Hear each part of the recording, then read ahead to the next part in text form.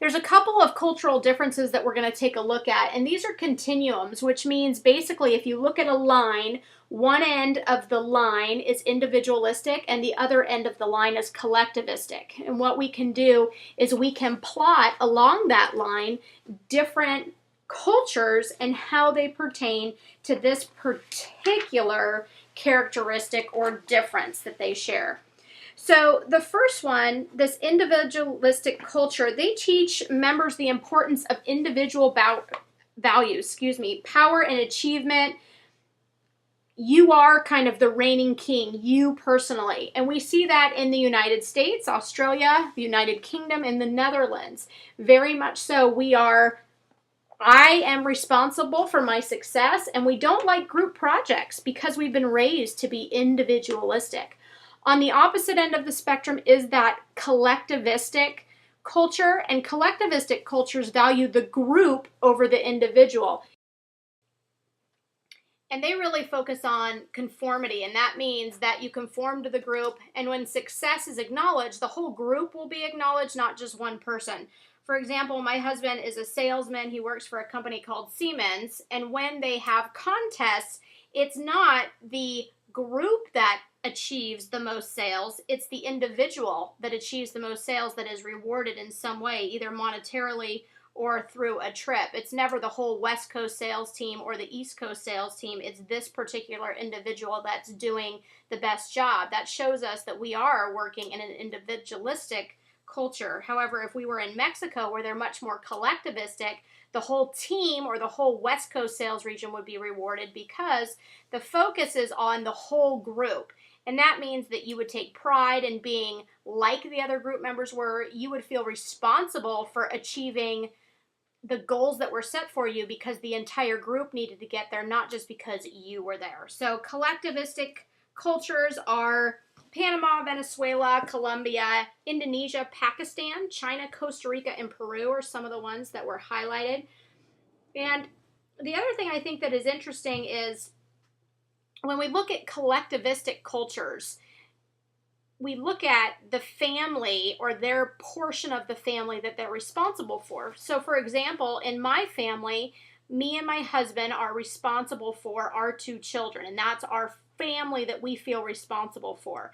However, in Hispanic cultures, for the most part, when parents get to be too old, they're invited then to move in with their children, and their children are raising children. So what you have is you have parents, grandparents, and children under the same roof. You may even have some aunts and uncles that are older, and that would make great aunts and uncles for my children if it was our situation. And that's more collectivistic, meaning we all move in together. We're all responsible for each other. Again, my big fat Greek wedding, if you know, their grandma's there, and she's kind of a funny aspect of it because she's there and she's doing some odd things.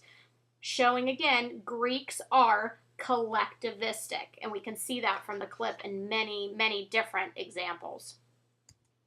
So moving on now to the next cultural difference we're going to highlight, number 2, is the high versus low context cultures. And what we're looking at here is the context is the situation and the cues that we get through assumptions and shared experiences.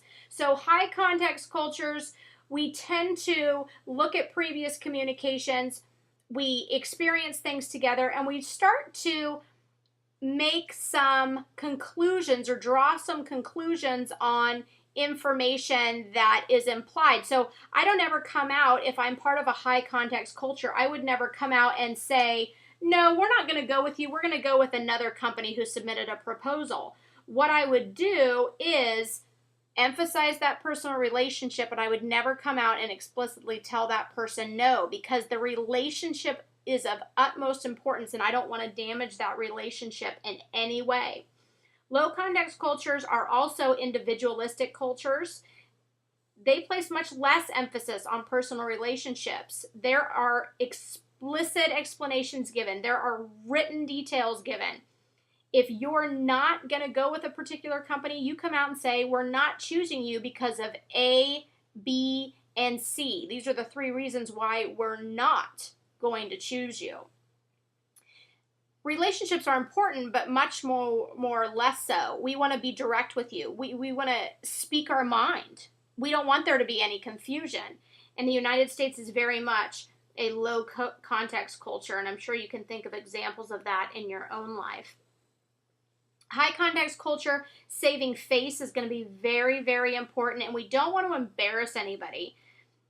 Low context culture, we're going to probably criticize a little bit more often. We're going to say what needs to be said so that you're very clear on what you're doing wrong, and then make corrections is what we're hoping for there. So those are some differences.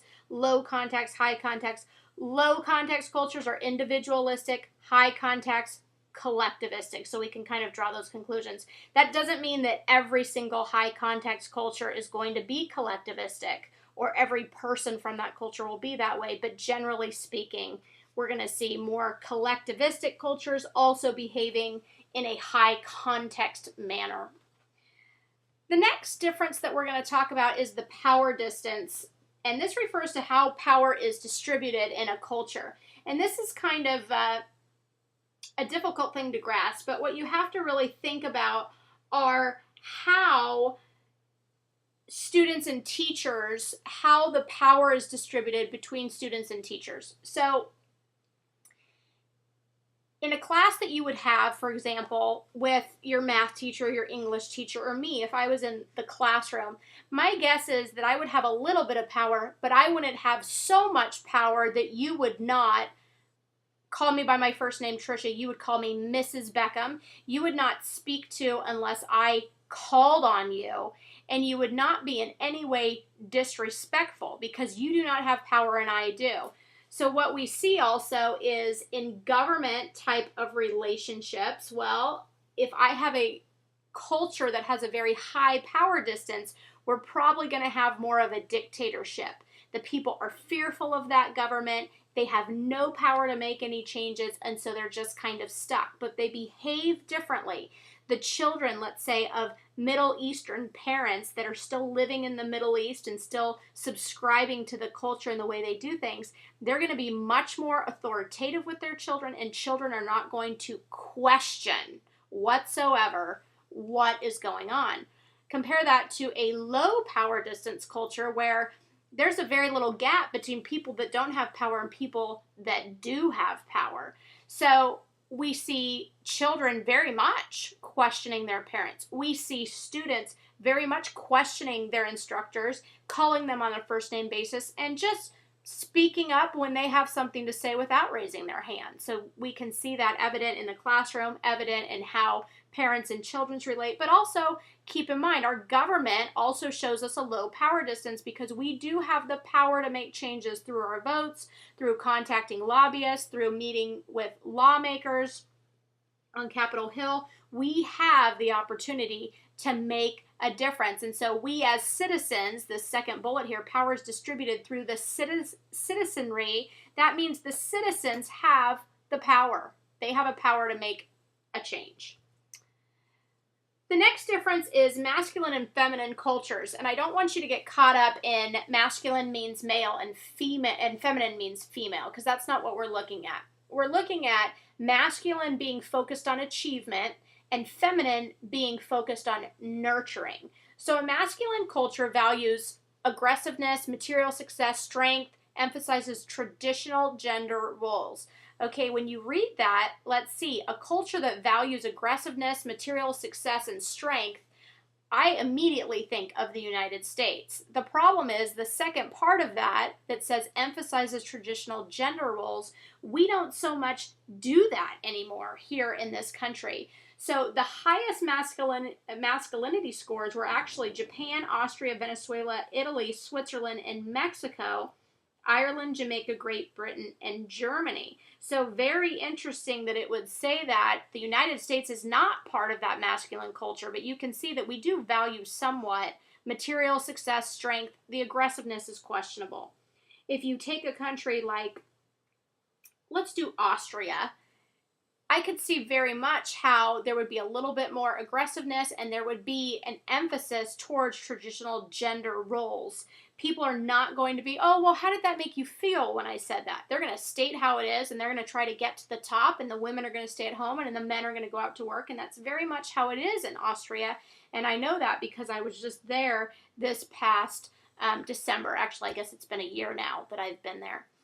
So if we're going to compare that to feminine cultures, the highest femininity scores, the cultures that got the highest score: Sweden, Norway, the Netherlands, Denmark, Costa Rica, Yugoslavia, Finland, Chile, Portugal, and Thailand. The United States ranked 15th in masculinity. So we'll say that the book agrees to a certain extent.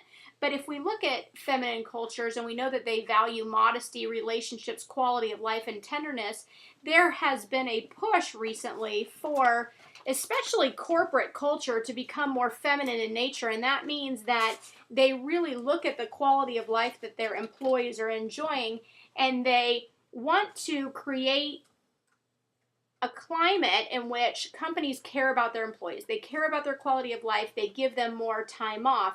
They give them maybe a room that they can go and nap during lunchtime.